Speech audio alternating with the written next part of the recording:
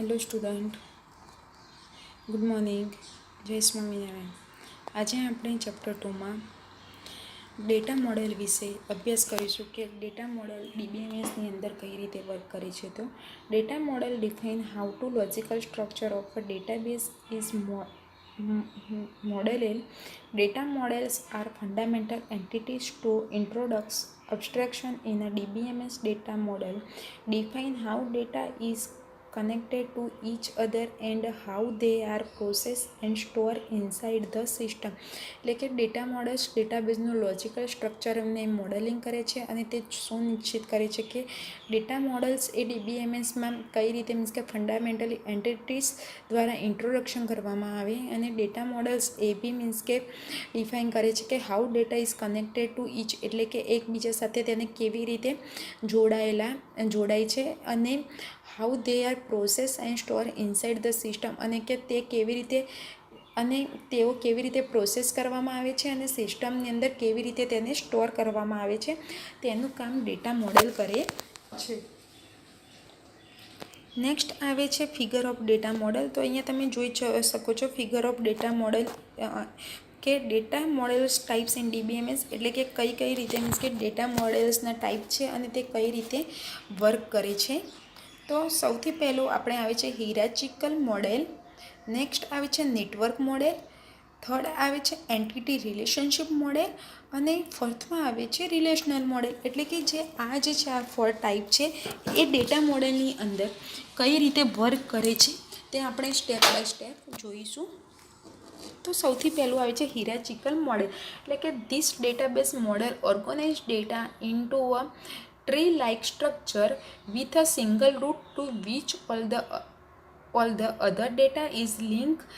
The hierarchy start from the root data and expand like a tree, adding child nodes to the parent nodes. In this model, a child node will only have a single parent node. This model effectively describes many real-world relationships like index of a book, receipt, etc. In hierarchical model, data is organized into tree-like structure with one-to-many relationship between two different types of data.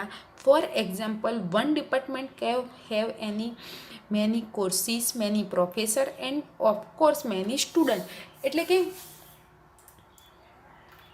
હિરાચિકલ મોડેલને આપણે ગુજરાતી લેંગ્વેજમાં કહેવું હોય તો આપણે વારસાગત model કહી શકીએ કે આ ડેટાબેઝમાં મોડેલ એક જ રૂટ સાથે કે આપણે કે મીન્સ કે કહી શકીએ કે એક ઝાડ હોય અને જેના માળખામાં મીન્સ કે એની અંદર મીન્સ કે અમુક ફ્રૂટ આવે છે અને તે બધા જ મીન્સ કે તેની ઉપર જે મીન્સ કે ફ્રૂટ આવે છે તે બધા જ એકબીજા સાથે જોડાયેલા હોય છે. તેને આપણે વારસાગત મીન્સ કે તેને એક રૂટથી ડેટા શરૂ થાય છે અને જેમ જેમ તે વિસ્તૃત થતો જાય છે તેમ તેની અંદર આપણે મીન્સ કે નોટ્સ એટલે કે નોટ્સ ઉમેરતા જાય છે. આ મોડેલમાં ફક્ત ચાઇલ્ડ નોડમાં ફક્ત એક જ પેરેન્ટ નોડ હશે અને આ મોડેલ પુસ્તકના અનુક્રમણિકા, વાનગીઓ વગેરે જેવા ઘણા વાસ્તવિક વિશ્વ સંબંધોને અસરકારક રીતે વર્ણવે છે. અને હાયરાચિકલ મોડેલમાં ડેટા બે પ્રકારના વિવિધ ડેટા વચ્ચેના એકથી ઘણા સંબંધો સાથે વૃક્ષની જેમ બંધારણમાં ગોઠવવામાં આવે છે.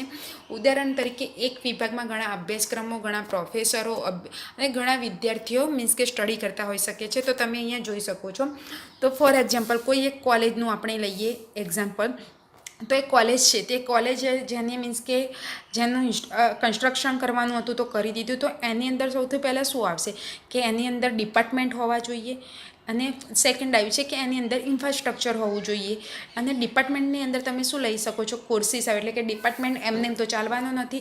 એની અંદર સ્ટુડન્ટ આવશે, અમુક કોર્સ હશે, અમુક ટીચર હશે, તો જે ડિપાર્ટમેન્ટ ચાલવાનો છે. અને કોર્સની અંદર બી તમે અલગથી લઈ શકો છો કે એ કોર્સ કેવા હોવા જોઈએ. તો થિયરિકલ બેઝ હોવા જોઈએ અને લેબ એટલે કે એની અંદર બી. તો સિમ્પલ લેંગ્વેજમાં તમે કહું તો તમારા ઘેર મીન્સ કે તમારા દાદા હશે તો તમને એમ કહેતા હશે કે આ મીન્સ કે કોઈ એક વારસાગત હોય, અમુકની ટેવ તો એમ કે વારસાગત છે, એટલે કે જે વારસા તરીકે આપણને મળે છે. એટલે કે એકબીજા જોડે આપણે મીન્સ કે તમારા પપ્પા છે દાદા જોડે, દાદા છે એમના દાદા જોડે, પછી તમે છો તમારા મમ્મી પપ્પા જોડે, એકબીજા સાથે મીન્સ કે શું છે કે એક રૂટ છે એની સાથે તમે જોડાયેલા છો અને એ રૂટ થ્રુ જ તમે કામ કરો છો. તો તેને આપણે હીરાચિકલ મોડેલ તરીકે ઓળખી શકીએ છીએ. તો હીરાચિકલ મોડેલમાં કે ટ્રી કન્સેપ્ટનો ઉપયોગ યુઝ કરીને ડેટા અને ડેટા વચ્ચે રિલેશનશિપ દર્શાવવામાં આવે છે અને ટ્રીના નોડ પોઈન્ટ અથવા લિંકની મદદથી કન્ટેન્ટ થયેલા તે હોય છે. એટલે કે એકબીજા જોડે મીન્સ કે તેઓ શું હોય છે કે કનેક્ટ થયેલા હોય છે. અને ટ્રી સ્ટ્રક્ચરમાં દરેક ચાઇલ્ડ રેકોર્ડને એક જ પેરેન્ટ રેકોર્ડ હોય છે. એટલે કે તમે જે ચાઇલ્ડ છો એ તમારા એક જ મીન્સ કે પેરેન્ટ્સ હોય છે. તો એ જ રીતે ડેટામાં બી જે ટ્રી સ્ટ્રક્ચર હોય છે એમાં દરેક મીન્સ કે ચાઇલ્ડ હોય છે તેને એક જ પેરેન્ટ રેકોર્ડ દર્શાવવામાં મીન્સ કે આપવામાં આવે છે. અને દરેક પેરેન્ટ રેકોર્ડ 0 અથવા 1 કરતાં વધારે ચાઇલ્ડ રેકોર્ડ હોય છે. અને 1 to 1 અને 1 to many રિલેશનશિપમાં પોસિબલ છે. અને રેકોર્ડને રેગ્યુલેટ બોક્સ દ્વારા મીન્સ કે દર્શાવવામાં આવે છે અને તેમની વચ્ચેના રિલેશનશિપને આર્ક દ્વારા મીન્સ કે ઓળખવામાં આવે છે. અને આ આર્ક રૂટ તરફથી લિંક તરફ પોઈન્ટ કરે છે. અને આ પ્રકારના સ્ટ્રક્ચર ડાયાગ્રામને ટ્રી સ્ટ્રક્ચર આપણે કે ઓળખી શકીએ છીએ. એટલે હીરાચિકલનું મોડેલ કેવું હોય છે, ટ્રી સ્ટ્રક્ચર જેવું કે એકબીજા સાથે તેઓ જોડાયેલા હોય છે. નેક્સ્ટ આવે છે નેટવર્ક મોડેલ. તો this is an extension of the hierarchical model. In this model data is organize more like a graph and are allowed to have more than one parent node. In this database model data is more related as more relationship are established in this database model. Also as the data is more related, hence accessing the data is also easier and fast. This database model was used to map many-to-many data relationship. This was the most widely used database model before relational model was introduced. એટલે કે network મોડેલમાં કઈ રીતે તે work કરે છે, તો network મોડેલમાં ડેટાને રેકોર્ડના કલેક્શન તરીકે મીન્સ કે દર્શાવવામાં આવે છે અને રેકોર્ડના ગ્રાફના કલેક્શન તરીકે બી દર્શાવવામાં આવે છે. અને નેટવર્ક ડેટા મોડેલમાં બેઝિકલી 3 કમ્પોનન્ટ હોય છે. એક તો રેકોર્ડ ટાઈપ હોય છે, તેની ડેટા આઇટમ્સ હોય છે અને લિંક થ્રુ હોય છે. તો રિલેશનશિપને સેટ તરીકે ઓળખવામાં આવે છે અને દરેક સેટમાં ઓછામાં ઓછા 2 કે 2થી વધારે રેકોર્ડ ટાઈપ હોય છે. અને પેરેન્ટ રેકોર્ડ અને તે હોય છે પેરેન્ટ રેકોર્ડ અને એક હોય છે ચાઇલ્ડ રેકોર્ડ એટલે કે મેમ્બર રેકોર્ડ. અને પેરેન્ટ રેકોર્ડ અને મેમ્બર રેકોર્ડ વચ્ચેના કનેક્શનને લિંક તરીકે આપણે શું કરીએ છીએ કે એ બંને વચ્ચે જે હોય છે એને આપણે લિંક તરીકે ઓળખીએ છીએ. અને મેમ્બરને એક કરતાં વધારે મીન્સ કે સેટમાં આપણે મીન્સ કે રજૂ કરવો હોય તો તેથી તેને એક કરતાં વધારે મીન્સ કે પેરેન્ટ રેકોર્ડ હોય છે. તેથી many to many relationship be possible છે. એટલે કે તમે અહીંયા કોઈ એક ડિપાર્ટમેન્ટમાં મીન્સ કે એક્ઝામ્પલ લઉં તો ડિપાર્ટમેન્ટમાં તમે મીન્સ કે તમારું નંબર કે નેમ લખાયું છે. મીન્સ કે ડિપાર્ટમેન્ટનો નંબર અને નેમ છે, એની અંદર સ્ટુડન્ટનું આઈડી નેમ આવે છે, કોર્સ આવે છે, આઈડી આવે છે. એ જ રીતે કોર્સમાં તમે શું લો કે નંબર લો, નેમ લો, યુનિટ લો અને પ્રોફેસરમાં એનું આઈડી અને નેમ લો. તો શું છે કે એ બધા જ એકબીજા સાથે કે જે સ્ટુડન્ટ અને પ્રોફેસર એટલે કે મેમ્બર અને ચાઇલ્ડ રેકોર્ડ અને પેરેન્ટ રેકોર્ડનો જે મીન્સ કે રિલેશનશિપ છે એ તમારા ડિપાર્ટમેન્ટમાં તમે એકથી વધારે વખત મીન્સ કે તમે એને શું કરો છો કે રજૂઆત મીન્સ કે કરી શકો છો. નેક્સ્ટ આવે છે એન્ટિટી રિલેશનશિપ મોડલ. એટલે કે એન્ટિટી રિલેશનશિપ મોડલ કઈ રીતે વર્ક કરે છે. તો in this database model, relationships are created by dividing object of interest into entity and its characteristic into attributes. Different entities are related using relationship. Here model are defined to represent the relationship into particular form to make it easier for different stakeholders to understand. This model is good to design a database which can then be turned into table in relational model explained below. Let's take an example. If we have to design a school database, then student will be an entity with attributes name, age, address, etc. As address is generally complex, it can be another entity with attributes street name, pin code, city, etc. and there will be relationship between them. એટલે કે અહીંયા તમે જોઈ શકો છો કે કોઈ એક સ્ટુડન્ટ છે તો સ્ટુડન્ટનો તમે નેમ લો છો, એડ્રેસ લો છો, એજ લો છો, આઈડી લો છો. તો એ જે સ્ટુડન્ટની મીન્સ કે જે એન્ટિટી છે એ તેના સ્થિમિત એટલે કે તેની સાથે જ જોડાયેલી છે.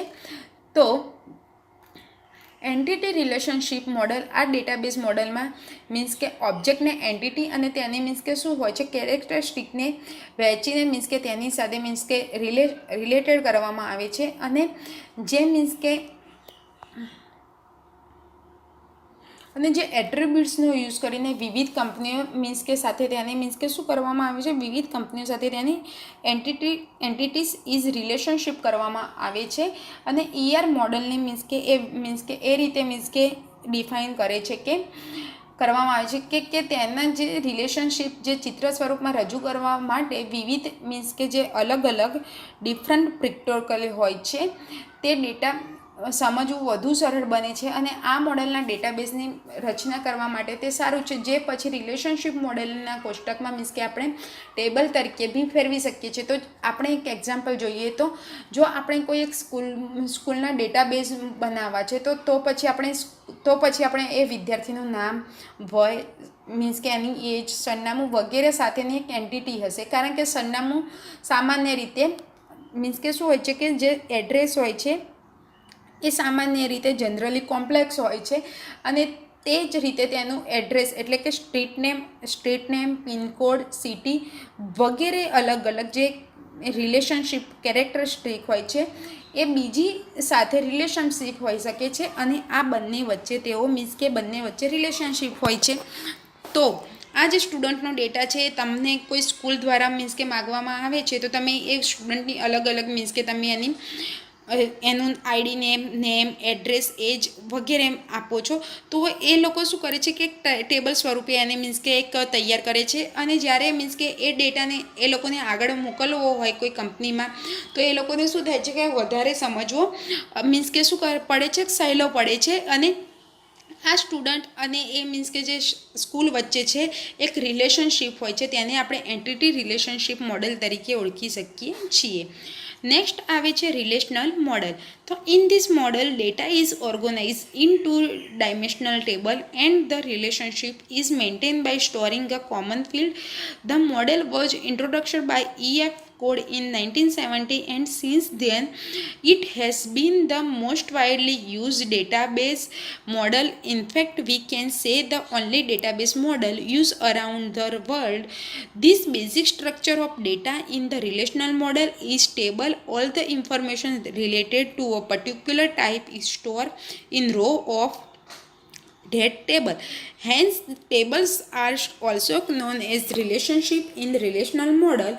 In the coming tutorials, we will learn how to design table, normalize them to reduce data redundancy, and how to use structured query language to access data from table.